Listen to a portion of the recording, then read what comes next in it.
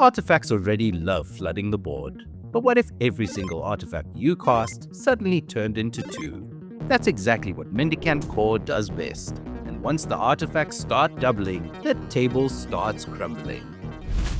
Hi everyone, I'm Full Harmonicon and welcome back to the channel. Today we're diving into a super unique Azorius aggro deck that does something these colors don't normally do all that often.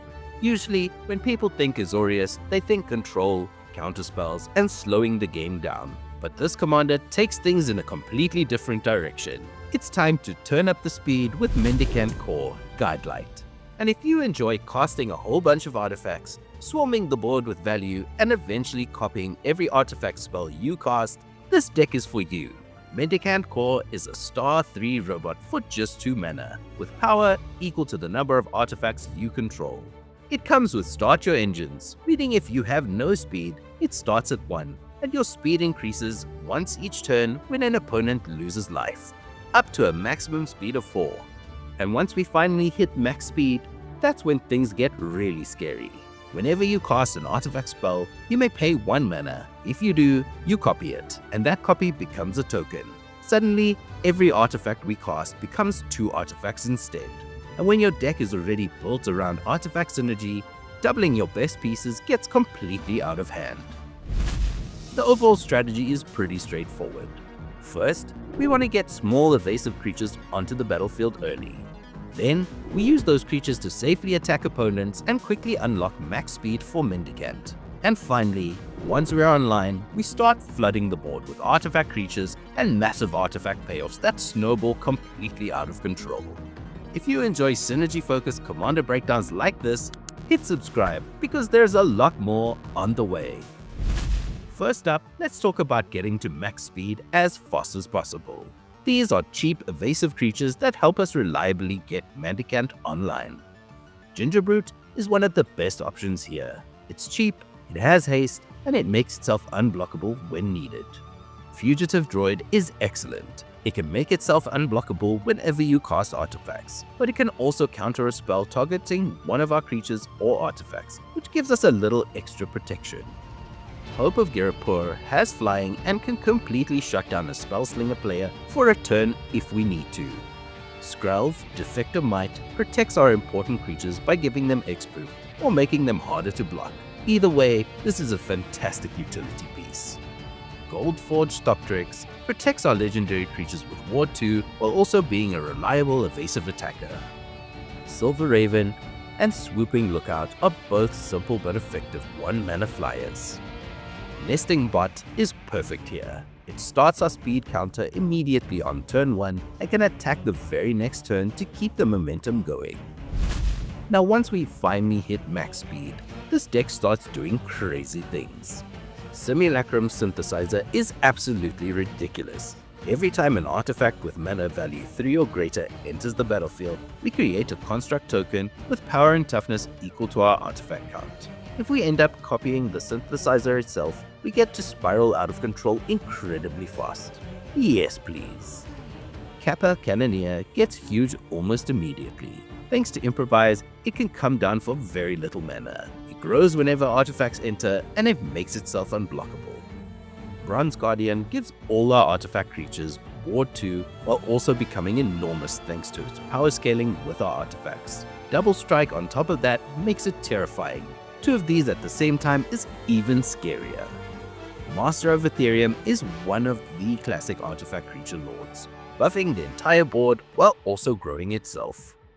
Illustrious Wonderglyph is honestly wild in this deck. It creates a 1/1 artifact gnome on every upkeep, not just ours, and once we have the City's Blessing, it pumps all our artifact creatures by +2/+2. 2 copies of this is ridiculous. Sharding Sphinx completely takes over the game if left unchecked. Every artifact creature that connects with an opponent creates another flying Thopter token. Stridehanger Automaton busts our Thopters and creates even more whenever we create artifact tokens. Chief of the Foundry is another clean artifact lord effect. 2 of these is double the value. Steel Overseer basically acts like a repeatable anthem, putting +1/+1 counters on all of our artifact creatures. Phyrexian Metamorph becoming 2 copies of the best thing on the table is exactly the kind of nonsense this deck wants. Sculpting Steel does the same thing, but specifically for artifacts. And finally, Cyberdrive Awakener is one of our best finishers. It gives all of our artifact creatures flying, while also turning our non-creature artifacts into 4/4 creatures to help close out the game. Now thankfully, artifact decks are amazing at drawing cards. Voyage Home is both flavorful and efficient. It features art of our commander and draws us 3 cards for only 2 mana. Noshiel Clockwork Scholar prevents combat damage to our attacking artifact creatures while also drawing us cards when artifact creatures enter. Esper Sentinel is normally just generically powerful, but here it actually synergizes with the deck plan perfectly. It can attack early to increase our speed count, and later copying it becomes obnoxious for the table. Thought Monitor basically costs 1 mana most of the time and gives us flying artifact body that draws 2 cards on entry. Copy it, and it's 4 cards for just 2 mana. One with a machine can draw a massive amount of cards based on the highest mana value artifact we control. Padim, Console of Innovation, protects all our artifacts with hexproof while also giving us extra card draw. Uthras Researchcraft takes a little setup, but eventually starts drawing cards every time we cast artifacts and later becomes a huge flying threat.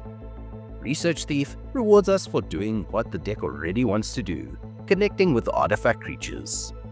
Sai, Master Thopterist, gives extra Thopters whenever we cast artifacts and can convert spare artifacts into cards later in the game. Thopter Spy Network gives us both consistent token generation and card draw. Now, let's talk about some synergistic interaction. Riptide Gearhulk is fantastic here. It has double strike and prowess, but most importantly, it returns 1 non-land permanent per opponent to their library on entry. Dispatch is basically Swords to Plowshares without the downside once we control 3 artifacts, which is incredibly easy in this deck. Organic Extinction is an amazing board wipe because it destroys all non-artifact creatures while usually leaving our board mostly untouched. Desynchronization is another asymmetrical bounce spell that hurts opponents far more than it hurts us.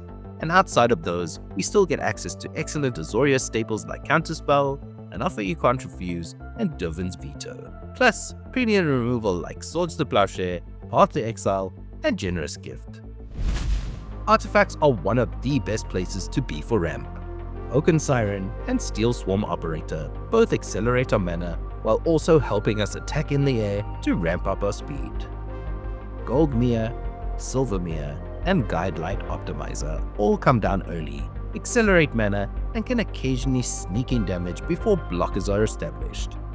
Solemn Simulacrum remains one of the classic artifact ramp creatures for good reason. Then, Ethereum Sculptor, Foundry Inspector, and Voyager Quick Welder all reduce the cost of our artifact spells, which becomes absurd once we start copying them. And finally, a few lands to round things out. Uraganda Raceway helps us start building speed before we even cast our commander, and later it taps for 2 mana once we reach max speed. Seat of the Cyanod, Ancient Den, and Razortide Bridge all increase our artifact count. Darksteel Citadel and Treasure Vault do the same, while Treasure Vault can also flood the board with treasure tokens later on. Academy Ruins and Buried Rune help recover important artifacts from the graveyard. Archway of Innovation gives an expensive spell Improvise, making it much easier to cast and copy. Inventor's Fair can tutor any artifact directly to our hand. The Mycosynth Gardens can copy our best non-token artifact, and Rogue's Passage gives us a way to make Mendicant unblockable and potentially eliminate someone with commander damage out of nowhere. Mendicant Core Guidelight feels super unique while still somehow feeling familiar at the same time. We don't normally get aggressive artifact swarm strategies in Azorius, but this commander takes classic artifact synergies and just turns up the speed dramatically. Instead of sitting back and grinding value slowly, this deck pressures the table early, builds momentum fast, and snowballs incredibly hard once max speed is online. And honestly, copying artifacts never stops being fun. Thanks so much for watching. If you enjoyed this breakdown, leave a like, drop a comment, and subscribe for more synergy-based Commander content. If you'd like to support the channel further and help vote on future videos, memberships are available. And hey, if you're picking up any of these cards, consider using my TCG Player affiliate link down below. And until next time, may all your artifacts be copied.